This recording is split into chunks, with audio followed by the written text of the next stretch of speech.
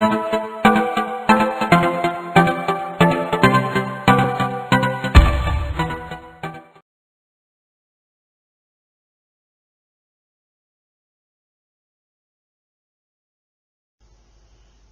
Manthanites, I'm sorry I don't belong to this group, but I would like to. Certainly these lectures must be very interesting and exciting. I thought I'd talk about exciting challenges in space. In the next few days, we'll hope that we'll be successfully sending a Mars mission from Sriharikota. The satellite is ready, it is just about to move to Sriharikota to get mated with the rocket, and the window starts on 28th of this month. Everybody goes on asking, 450 crores spent on Mars mission, what good is it? The question is that I think that's where the answer lies. Every time such a question is asked. It was in 1960 when I had just joined MIT as a staff member. My wife wanted to call her father, who was in a small town called Shimoga in Karnataka. After 3 days and 3 nights, finally she got the call through, and that too in Boston, in the Massachusetts Institute of Technology. And she said, "Hello, father," and he said, "Hello, daughter," the call ended. The only good thing was that Bell Labs didn't charge us. Of course, our Indian teams they have charged us for that. But today, just a few months ago, I was just walking across the Indiranagar road in Bangalore. There was a beggar who had just put a white sheet of cloth, he was sleeping on that, covered himself with another white sheet, and everybody was dropping some coins and some notes and so on. Then somebody said, "Look, I just want to see what has happened to that chap. He just lifts a little bit of the top. The fellow is talking on a mobile phone to London. Arey, wahan kya ho raha hai, bhai?" And that's what has happened to India since the space came into existence. And the problem with in fact, it's only about 4 days ago, a book was released by the Vice President. This was Science and Technology in China, written by 8 well-known scientists, one on aerodynamics, one on nuclear sciences, one on IT industry, and this was released by the Vice President, and one on space, and the one on science and technology. It comes out very clearly that we have failed in our economics. In fact, I'll just come back in the last few things, because we have the only country which forgot that between services and agriculture, the most important thing is the manufacturing, and which ignore the manufacturing. This is the problem of our the CAD, the deficit, current account deficit, and our manufacturing has come down to 20% or less, whereas these services are about 55-60%. This is what we skipped. The only country that did not realize the importance of manufacturing. Today everything is imported. Every equipment is imported. We don't have a meaningful aeronautic industry. We have not made a single aeroplane in the country. After 50, 60 years, we have no semiconductor industry to talk of. And obviously we are paying through our nose for all these things. The advantage which we should have got with the manufacturing industry, particularly in high technology, is extremely important, because in fact this is what Dr. Sarabhai, who started the space program, knew very well, and he talked vehemently on this. I read here, there are some who question the relevance of space activities in a developing nation. To us, there is no ambiguity of purpose. We do not have the fantasy of competing with the economically advanced nations in the exploration of moon or planets or manned spacecraft. That of course has changed, because we need to really take our scientists along, because science also requires enormous amount of technology. Technology has been built to it. But we are convinced that if we are to play a meaningful role nationally and in the Committee of Nations, We must be second to none in the applications of advanced technologies to the real problems of man and society. The most important thing is that we have a great advantage. Therefore, while the Indian politicians and Indian even technologists, I think, have to be blamed, when we got the independence, we talk of import substitution strategy, which was the stupidest thing to do in my opinion. Anything which is a substitution is a second-rate one. You can never win. And we said, import substitutions, we copied. It's not the Chinese didn't copy. Chinese copied, stole, everything they did. I hope no paper writes that type of thing. Anyway, but they improved upon it. So they took up not import substitution strategy, but the comparative advantage strategy. The result is that they said that let's copy, make the things, improve upon it and sell it. And that's where their economy changed. And we'll come back to that in the last thing. Now, since then, of course, space has been partly because mainly because the tremendous embargoes we had, nothing we could get. Not a gram of propellant, not a gram of new material, not a gram of anything high technology. And you can't have second-rate technology for space. Therefore, we had this serious problem. We didn't have any facilities. You see here, of course, there is Aryabhata. The first satellite was named after a great mathematician. The first satellite, Aryabhata, is down. And we started our work in the abandoned, in Trivandrum, abandoned church. The only thing the bishop said is, don't use the pulpit, do what you like with the rest of the church. And we said, fine. We kept the pulpit, put a silk scarf on that, and started our work. And we started working in these industrial sheds, because that was the only thing I had when we started the first program. And we promised that we'll have the satellite ready in 2.5 years. And we didn't have the things to even carry. The nose cones were carried on cycles. You see that on the top. And when we had to test Aryabhata for the electrical security and so on, we didn't have a clean room area, the electrically clean room area. So we thought the best thing is to get a bullock cart, have the bullock wait, and the cartman will sleep. He will give him twice the amount normally what he gets. We put the satellite on the top. There is the Apple satellite. And we carried on all our business. It's not that we waited for all the things. Otherwise, we would never have done it. And that's how the space program started. You look at it, actually, I don't know how many of you have seen Von Braun carrying on the shoulders the nose cones at the time when he started. And this was so different, and it was absolutely terrible. In fact, we had to wait at 4 o'clock because somebody from the nearest village used to come and give us tea in Tumba, in Trivandrum. Yes, we have started then the inside. First insats because of the time we had to buy, but we designed it. It's a unique satellite with a long boom and a sail, and because we had to put 3 services: meteorology, nobody had done it, our own design, meteorology, communication, broadcasting. And satellite was of course extremely difficult, because that sail and the boom is put in a small box of this size, and it is just wound up, and it had to be released. It goes 40 feet and opens up. And this was done. And of course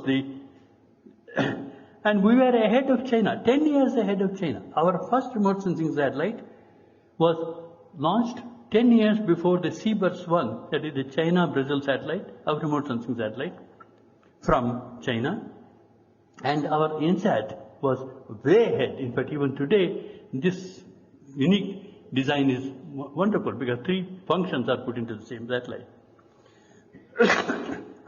In fact, it so happens the Brazilians came to us when I was the chairman to build a satellite. But then they said they don't have the money and they would give us sugar. Unfortunately, there was no way I could interact with the industries ministry and say, look, let's buy sugar and not charge them, but we get the money from the sugar. Chinese were very quick because there is a great amount of the coordination between one ministry and another, and they accepted it. And that's how the Seabirds came into picture.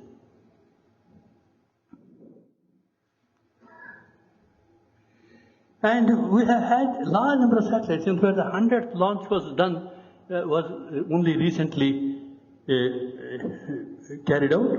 And probably this is the Mars mission will be the 105th or 106th thing. And remote sensing has become the mainstay of the country. In fact, today, 18 countries derive their data on remote sensing from our satellites, starting from the first one, which I went and inaugurated in Norman, Oklahoma. And the Prime Minister, Rajiv Gandhi, said, why are you so keen on going to establish in USA? I said, if I establish next door, nobody will recognize in this country. When I go and establish in America, and America gets it, and they pay for it, then they say, okay, there must be something. Therefore, I said, that way the first station to receive the data and for which we get the money was set up at Norman, Oklahoma. And today it is used for agriculture, it's used for the town planning, it is used for practically everything in the floods and management, and it's used for everything in the country. And the amount of money we get from the remote sensing imageries, including it is used for giving the fishermen where they must go and fish. And with that, the ministry has come up with the thing saying that they are saving something like 20 to 30,000 crores a year. And whereas our total budget is only 6,000 crores. And if we were to charge for all the TVs, the transponders, unfortunately they will say they will say it is government you can't charge. If we would make money, we don't need money from the government of India. And the royalty we get for selling this data, and also equipment is going to thousands of, almost hundreds of $1 million. And therefore entire our money is taken care of. Therefore, I don't see any reason why we should spend a little bit on Mars mission, because this is the way we can develop new technologies. Yes, we have the launch vehicles. I am a bit unhappy that the GSLV has taken time. Hopefully it will come through before the end of this year. But that was a very crucial thing for really going to heavy launches. But otherwise, the PSLV has become one of the most successful launch vehicle in the world. Not just in India, it's a successful launch in the world. They have had a large number of unqualified successes.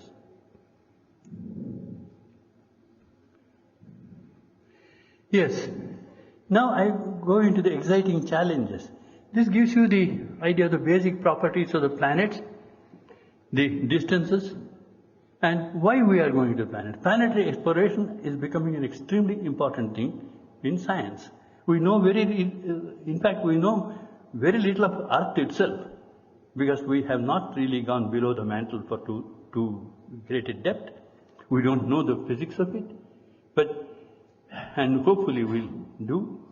But when you look at the formation of the planets, from one planet to another, there's a lot of difference. Why it happened, how it happened, what does the planet contain? Does it contain water?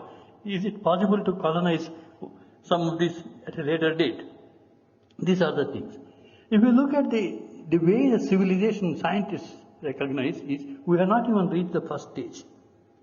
We have reached only 0.7 of the first stage. We are still in our cradle. We are like a child. Our own Earth. We haven't left our cradle. So hopefully in the next few years, by the time we increase our energy consumption by a factor of 10 to the power of 3, we probably will reach that. The second stage will come when the first stage will come actually when we start colonization. You look at the properties of the 3 planets I given: Venus, Earth and Mars. Venus is on one side, nearer to the Sun. Mars is on the other side, farther away from the Sun. Look at the surface pressure. Earth has 1 atmosphere. Venus has a tremendous atmosphere. Mars has very little of atmosphere, about 1/100th of the atmosphere. Surface temperature, ours is because of the greenhouse effect, which we go on blaming all the time. We are at a right temperature. Whereas in Mars, the greenhouse effect doesn't exist. So the daytime temperature is plus 20 degrees, very nice, but night time it can go to minus 60, minus 70 degrees. And Venus is extremely hot. Carbon dioxide, both Venus and Mars is full of carbon dioxide. There is no oxygen, and whereas there is no nitrogen, and Earth is the only planet which has a lot of water. Mars has some amount of water, but not anywhere near what Earth has. And Venus has everything is, of course, boiling because of the temperature. And nitrogen, again, Earth has full of nitrogen. The water and argon and sulfur dioxide.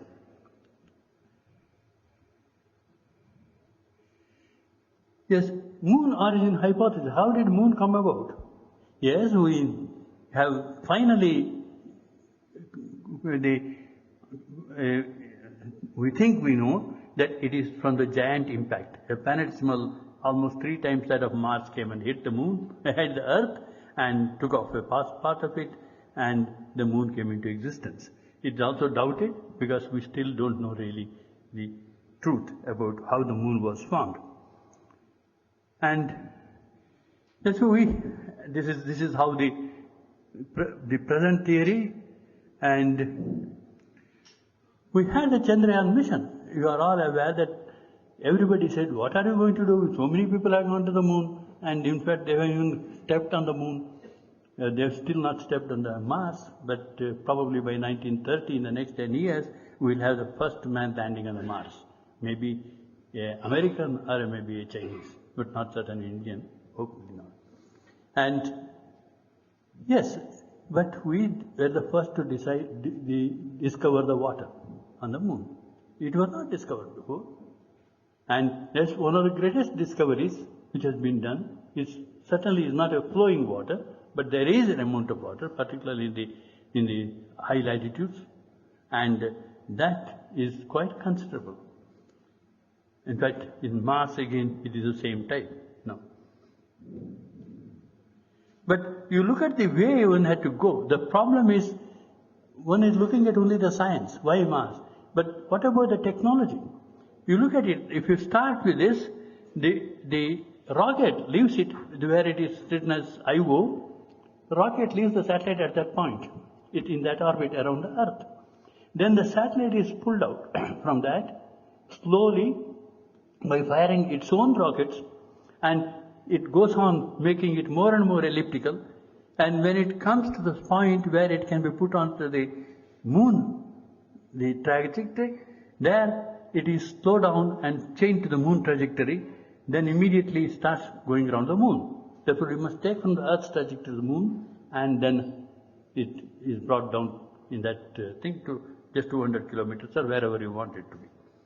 The entire technology, fortunately, moon takes only about 4-5 days to do this, but for Mars it takes about 9 months by the time we really reach Mars.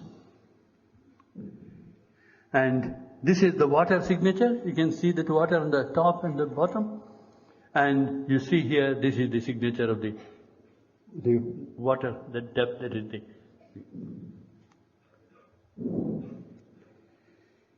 The next Chandrayaan is approved, which will have a weight of 3,200 kg, but it will also have a lander and a rover. So we will land on the Mars, not with men, but with a satellite. And from that come out the rover after it lands. And this is an extremely tricky thing, because while we say that it is almost flat, even a small pebble, a small stone can make it roll down. So we have to, and there is no time to get particularly get the commands, because your pictures can be taken only very near the Mars surface. Therefore, the lander must have its own intelligence to select its place of landing, and it must have enough capability to do that and land, and then out comes a rover which will carry out quite a number of experiments on the surface. The idea is to build new technologies. And as I said, we'll have on the 28th October the window starts for the Mars mission. And this will take about 9 months to go near the Mars. But in the meanwhile, it has to be gone. They have to go on, the satellite has to go on spending its own fuel and rockets, use the rockets to go on increasing its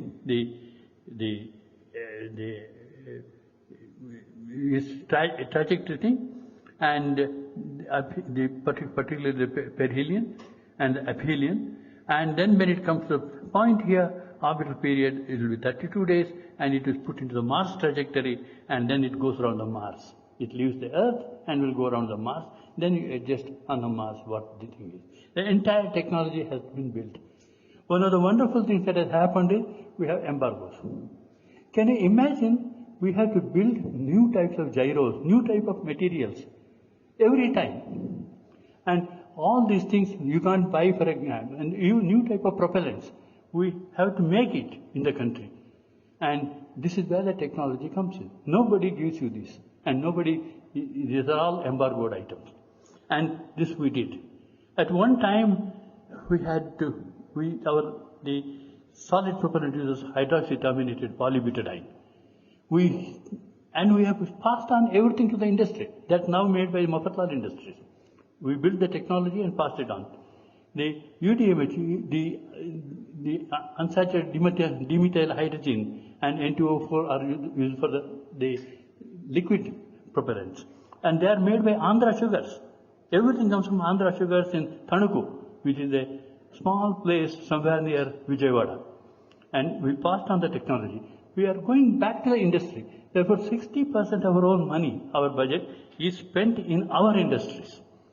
And the cryogenic engine is built by Godrej and MTR in Hyderabad. And liquid engines are all built by MTR Hyderabad and Godrej.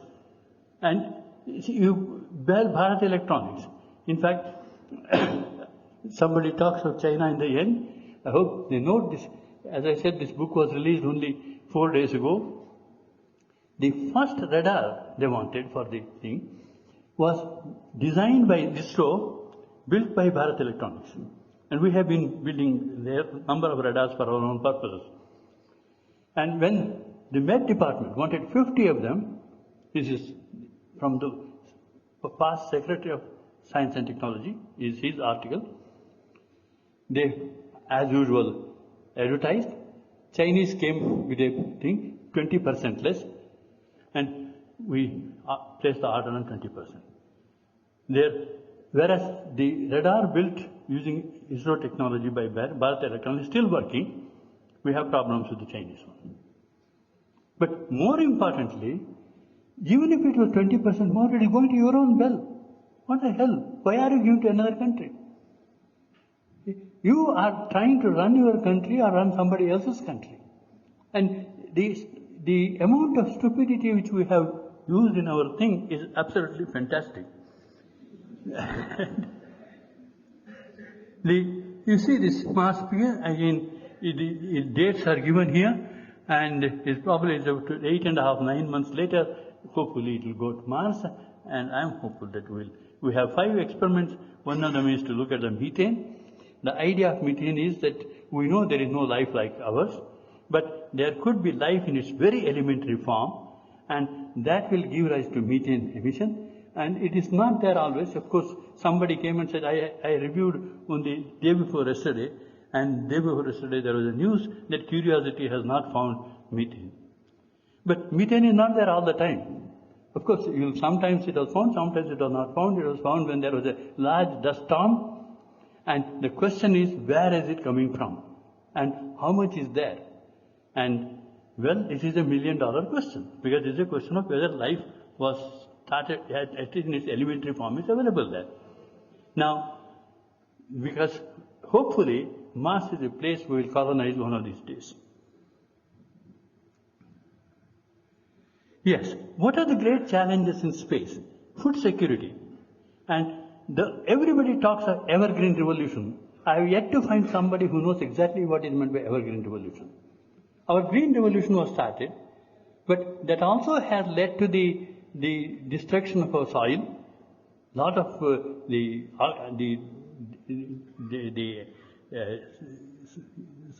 alkaline and acidic the salt has become. With the result, we are almost, our productivity is only about 1.9 tons per hectare, as against world's average of 2.6 tons per hectare. So we are not even world's average. We go on talking a great deal. And we say that we are the oldest agricultural country. And that's where I think we talk too much. We grow old, we have nothing else left.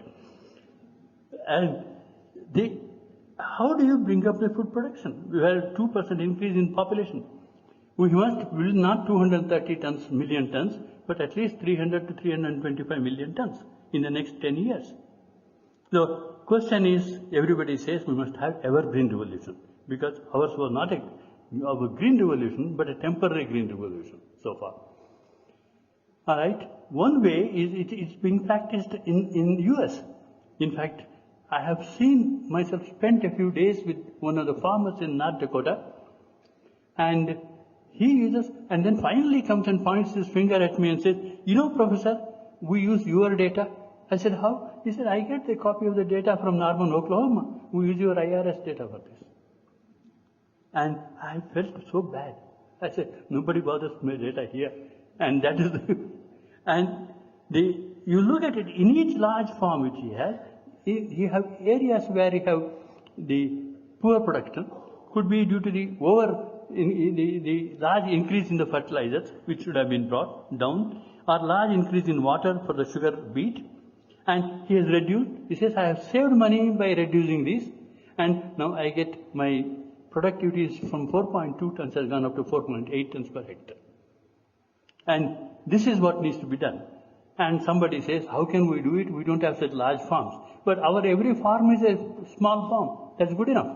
If we can get the information from each of these farms and start looking at it where the problem is, and use the soil testing, and the soil testing, he does it in the University of North Dakota.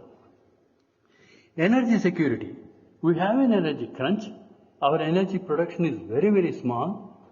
And yes, the China is not very much better, but it is at more than twice our energy. It's about 450,000 megawatts as against 200,000 megawatts. But even they are having energy problem. But where do you get the energy? The so-called the silicon, everybody talks of solar energy. I must say that solar energy is extremely expensive. Somebody comes and says, "Sir, you get a subsidy." I said, "Who the hell gives a subsidy? Your government gives a subsidy." Where does the government give the subsidy? It does not. It is not by RBI printing extra notes. And RBI doesn't print extra notes. They print only the exact number of notes required. You don't. So when a subsidy is given, you may not pay, but the country pays for it. It is almost about 15 to 17 crores per megawatt, as against 4.5 crores for a coal-based system for a megawatt. Even nuclear is about double, but that is the nearest which comes today to the coal thing. Of course, the hydro is cheaper, but hydro depends upon the water availability. Then you have to calculate the footprint. Even hydro requires a large footprint. The question of the rehabilitation of the people. In fact, it's another thing which we did in Sriharikota. We had this problem of rehabilitation in Trivandrum when we got, and we said, "No, we will not rehabilitate." And when we chose this Sriharikota, I knew precisely Mr. Abid Hussain was the revenue secretary, who gave me all the pictures, and I had come for a balloon flight here to Hyderabad. And he said that, "How are you coming to keep all the maps open?" Wonderful maps he had. I said, "I'll take an auto rickshaw and come." We are poor people from the physical research laboratory. We couldn't afford a taxi at that time. He said, "No, I'm sending you my car." I said, "Fine." Then saw that there were a few hundred, the Adivasis, NRD tribal people, and we said, "We will not rehabilitate them. We'll keep them there. We'll use them, educate them, and provide all the things." They are extremely happy. For 50 years we have had no problem now, since we took the Sriharikota thing. So we call it cohabitation, not rehabilitation, but cohabitation. And absolutely no problem. Some of them have gone to the college. We have a college, we have the medical facility is given free, and they are being used for work, and they are being paid. And they are quite happy because small houses have been constructed. It is turned out to be far better because they are absolutely fantastically good people. And whereas in Trivandrum we still have this problem of rehabilitation, somebody claiming that you must give a job for the land we took 50 years ago. The environmental security, global warming, yes, global warming is there, but I do not believe that totality of it comes from only carbon dioxide. I think many people don't believe in it, but there are quite a number who believe in it. That's a different matter. But surely, yes, we must make sure that global warming is not a permanent situation, and is something very important. And again, space only can provide the information. Resource security, planetary exploitation. Are we talking of planetary exploitation? For example, energy. Can we get the deuterium and tritium from the moon and use it? Or put up large solar panels in space at the geostationary height so that you have power for all the 24 hours? These are the type of things which could come maybe in the next 10-15 years. The space debris, of course, is a thing, except when people do the ASAT weaponization and space has become in fact, the Chinese have reiterated exactly what Rumsfeld said in the American thing, in their latest thing, what their aim is. They do allow or deny access to the space. They want that power. And we are all accepting this type of things. Space transportation, of course, we must bring down the cost, because this is where the important thing is. How do you bring it down? And one of the possibilities is take oxygen from the atmosphere, not carry it at oxygen, liquid oxygen as your thing, and then liquefy it, and therefore that means you can increase the percentage of weight. As of now, all the launch vehicles carry about between 2 and 3% of their weight in space. Now, if your aeroplane were to carry 3%, nobody will be able to travel in an aeroplane. Obviously, it carries more than 50% of its weight in terms of people and luggage. And it comes within half an hour or 40 minutes, it takes off. These are the two things, and we are talking how we can do it. And there are good views. And finally, I will go back. I think my time is getting... Yeah, these are the great postages. Every year a great discovery has come, starting from quasars, then solar wind, X-ray. Yeah, 10 minutes. Wait. Okay, gamma ray astronomy, exoplanets. Today we have about more than almost 4,000 exoplanets discovered, and we've never seen an exoplanet earlier, but today we have discovered it. And accelerating universe, the universe is accelerating. And you will see the WMAP and so on, which are the anisotropy probes, and the Higgs boson, which is God's own particle, or it was first named as goddamn particle. The scientist was so angry, what is this goddamn particle? And everybody said, no, let's make it God's particle so that it becomes more, its importance gets realized. Yes, it's a cosmic calendar. If in the morning, if the Big Bang had occurred on January 1st at 00 hours, after 2 seconds, as cosmic background radiation started, and on May 11th is a 1 year calendar, the sun was formed, almost after half the age of the universe, and formation of Earth happened 15 days after that, and first microorganisms were discovered on the 21st of September, and then onwards, of course, oxygenization of the atmosphere started around 29th of October, and reptiles started in December 23rd, only very recently, and all our things, including the IT revolution, happened just as we were coming inside. And see how far we have gone. We have gone. This is our own galaxy, the Milky Way, and the sun on the left side of it, and the central bulge, and solar system is a dot in the Milky Way galaxy, If you take the whole of galaxy, solar system is there, a dot.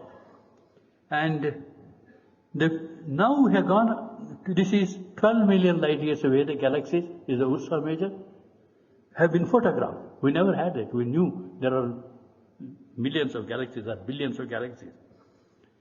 And what a wonderful thing. This is 13.3 billion light years away, which is just about 1 billion year after the formation of the universe. And we have now got to the latest one is 13 billion, just about 0.3 billion years away from the birth of the universe. Yes, you look at the small dots here, that's the temperature dots of the whole of the universe. And look at the temperatures on a scale, large scale. You say take Earth, when it is summer in the north, it is winter in the south, and you have 100 degrees temperature difference. Here, from one galaxy to another, when you see, the total difference, maximum difference is 0.0004 degrees. Look at the beauty of the universe. Absolutely fantastic. How uniform it can get. Billions of galaxies, within all in the close temperature. 0.0004 degrees, we can't even measure it. And that has been done from what is known as the Lagrangian point. And we hope that we'll have the Lagrangian point 1 will be used for the sun's thing in the next 3-4 years to come. Description of the universe. We know universe is 13.7 years old. And first time we have quite a good number. Universe is composed of 4% baryon, that's all what we know. The rest of the 96% we have not seen. And part is the dark energy and part is the dark matter. We can't see them. We can feel them by the gravitational attraction, but we can't see them. So there is a lot more to do. The excitement is in trying to find out what the universe consists of. And then you see the range of temperature across the entire thing is 004 degrees. Famous cosmic inflation, universe is accelerating. And the first time we know universe is accelerating, it's not static. That got the Nobel Prize. Now, when we are looking at it, various planetary systems, where is the place where we can probably start colonization? I think, and this is both Arthur Clarke and I wrote this paper, Mars is the place. Because notwithstanding, Mars has a very small atmosphere, so you have to build an atmosphere. It has small amount of water, you have to use the water to the maximum. And how do you do this? And that's how I think it will take about something like 800 years. Mars exploration started already, and we can put industrial activities and start increasing getting the liquid water, because liquid water is available on the high latitudes, and start building up the oxygen level. Oxygen is very small, building up oxygen level, oxygen and nitrogen.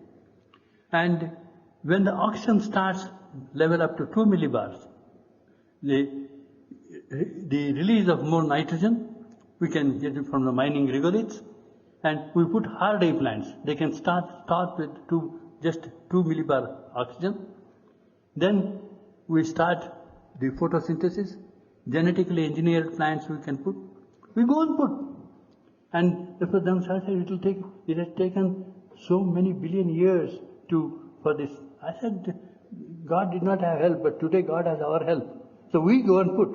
See, every one of these things had to evolve. Each evolution took millions of years.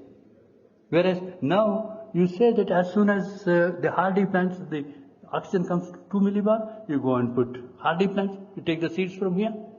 Then when the greenhouse starts building up, then when it becomes to 5 million, ozone build-up starts, greenhouse effect, temperature rise starts, and then you go and put pine trees, plant pine trees, large plants, and so on. Over a period of something like 1,000 years, we should be able to colonize Mars.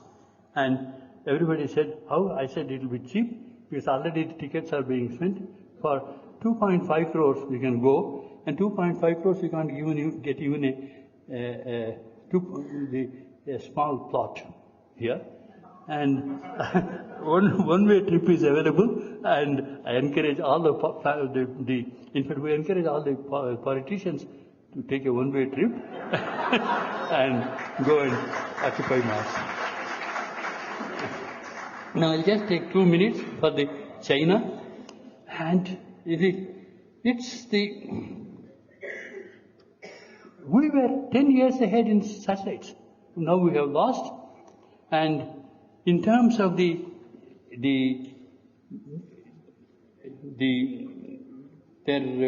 publications, in terms of the expenditure in R&D, they're way ahead.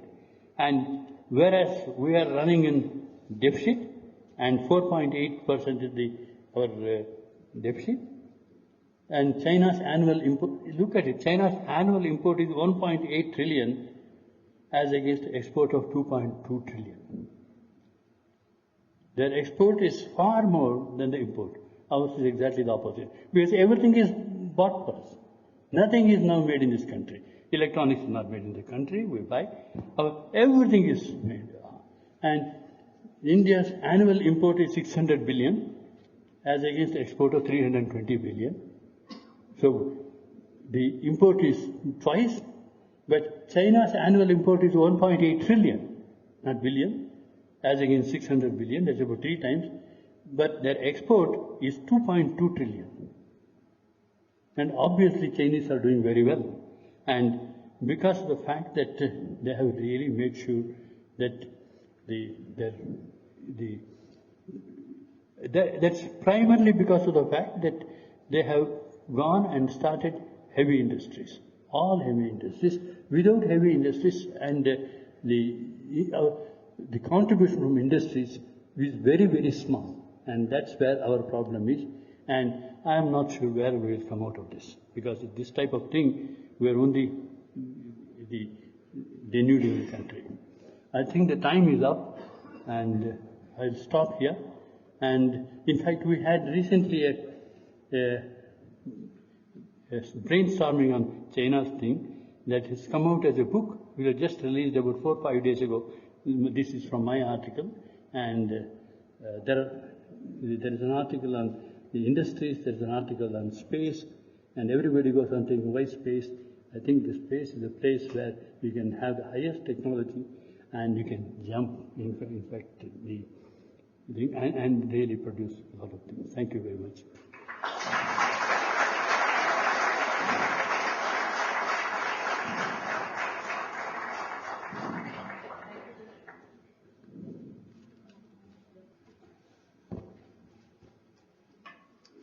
Well, the first question is, how do we prepare our country to use the huge data available through the successful space program?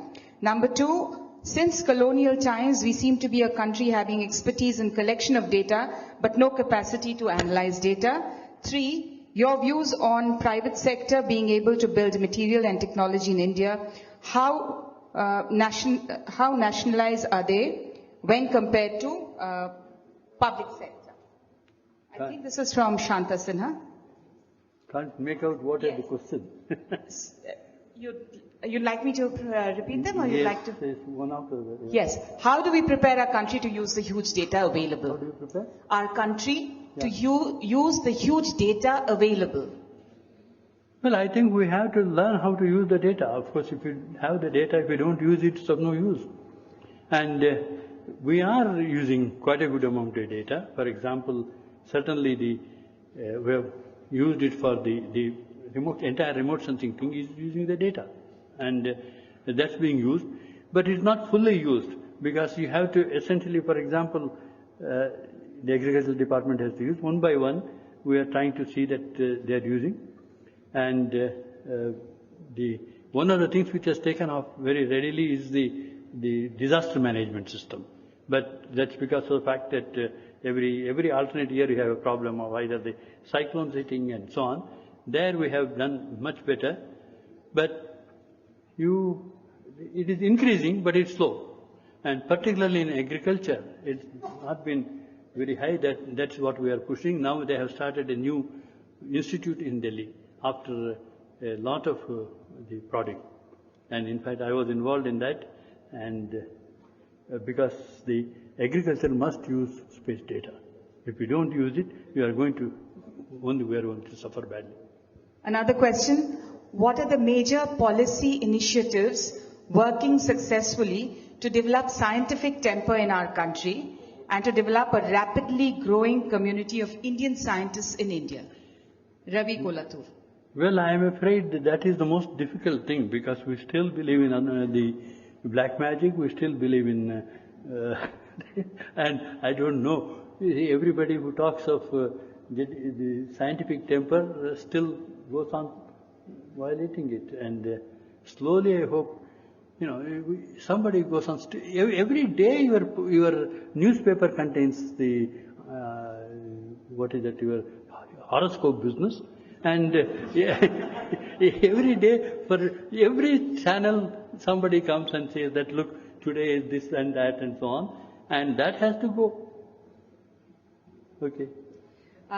In India, a person with low qualification becomes our Minister for Science and Technology. What can we expect from him? What is it? In India, a person with low qualification becomes our Minister for Science and Technology.